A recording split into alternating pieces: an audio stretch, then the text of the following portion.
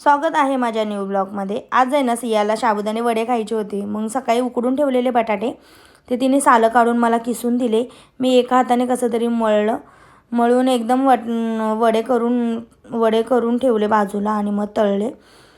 छानपैकी करपूस तळून आहे ना मस्त त्याचा कलर तुम्ही बघू शकता। एवढे सुंदर लागत होते, कुरकुरीत छानच लागले। आणि सियाला पायनॅपल ज्यूस प्यायचा होता, मग होते घरामध्ये पायनॅपल, त्याचं कटिंग करून ज्यूस केला। हे बघू शकता तुम्ही तिची प्लेट। मी आज साबुदाणा वडा आणि दहीच खाल्ला होता।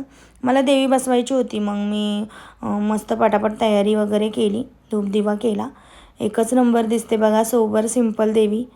आरती केली, नंतर पुस्तक वगैरे वाचलं आणि पुस्तक वगैरे वाचून झाल्यानंतर मग किचनमध्ये गेली। मग एका बाजूला डाळ भात लावला, भेंडीची भाजी, चण्याची भाजी। सियाला भेंडी नाही आवडत, मग चण्याची भाजी, डाळीला फोडणी दिली।